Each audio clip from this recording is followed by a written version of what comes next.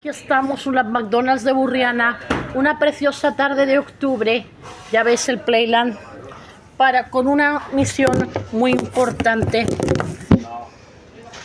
Como pueden ver, he comprado 2 Happy Meals, uno para mí y uno para mamá, y las suertes se agitan en el regazo.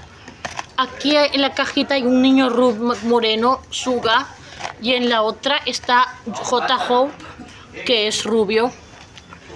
Vamos a ver si salen los muñequitos que aparecen en las cajitas o si será una sorpresa. Empezamos por la cajita de Suga y vamos a ver quién está. Bueno, sale otro. Es Suga.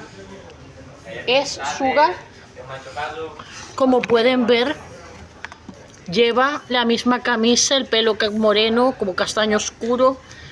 Puede mover la cabecita. Y si eso está aquí, quiere decir que J-Hope, que es rubio y con los ojos melados como yo, está aquí dentro.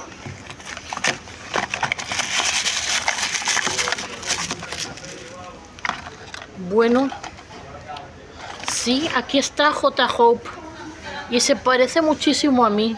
Además va vestido de azul, que me queda muy bien. Y aquí está la carta de identidad de J-Hope. Tienen su carta de identidad que explica todo, por ejemplo, su personalidad y sus puntos fuertes.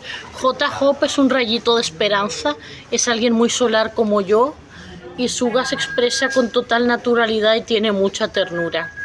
Pero yo voy a gastarle una broma a mamá para, por ejemplo, voy a poner a J-Hope en la caja de Suga y viceversa para sorprenderla.